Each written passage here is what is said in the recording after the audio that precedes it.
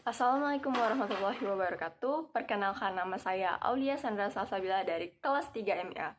Pada kesempatan ini, saya akan mempresentasikan hasil analisis jurnal dengan judul Pengembangan Sistem Informasi Akademik Siswa Berbasis Asrama dengan Metode RUP.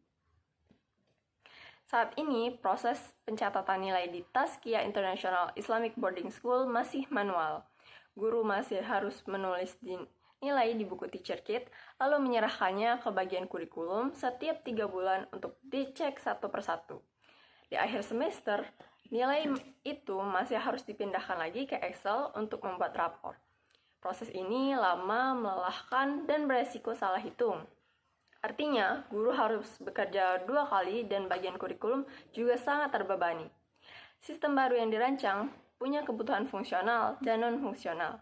Fungsionalnya misalnya ada pembagian hak akses untuk guru, siswa, dan kurikulum.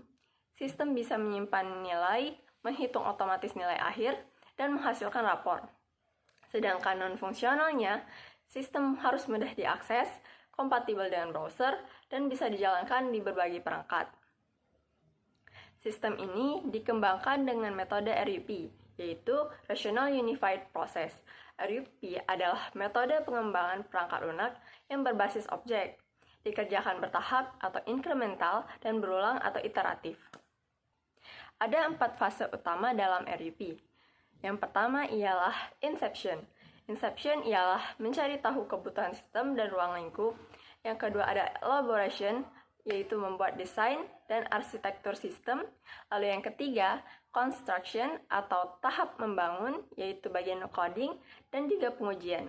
Lalu yang keempat, ada transition atau menyerahkan sistem ke pengguna dan melakukan uji coba. Dengan cara kerja ini, sistem bisa dikembangkan lebih terstruktur, jelas, dan sesuai dengan kebutuhan pengguna. Pemodelan sistemnya yaitu berupa proses bisnis as is dan to be untuk memetakan proses kerja sebelum ada sistem dan setelah sistem diterapkan. Digunakan untuk mengidentifikasi masalah pada proses manual serta menggambarkan sistem yang diusulkan sebagai solusi. Lalu ada use case diagram yang menjelaskan fungsi-fungsi yang harus dilakukan sistem berdasarkan kebutuhan dari pengguna. Lalu menggambarkan aktor atau siswa, guru, kurikulum, dan interaksi mereka dengan sistem. Kemudian ada activity diagram yang menguraikan langkah-langkah atau alur aktivitas pada setiap proses dalam sistem dan menunjukkan urutan kegiatan dan keputusan yang terjadi dalam satu skenario proses. Kemudian ada sequence diagram yang menjelaskan urutan komunikasi antar objek dalam sistem berdasarkan aliran waktu. Lalu digunakan untuk memvisualisasikan bagaimana proses dijalankan secara teknis hingga menghasilkan output. Kemudian ada kelas diagram yang memodelkan struktur data dan hubungan antar kelas atau entitas dalam sistem, yang juga menjadi dasar pembuatan database dan logika program pada tahap implementasi. Dengan adanya sistem baru ini, proses manual digantikan otomatisasi. Guru cukup sekali input nilai, sistem otomatis menghitung nilai akhir. Bagian kurikulum bisa lebih cepat verifikasi tanpa harus memeriksa satu persatu teacher kit.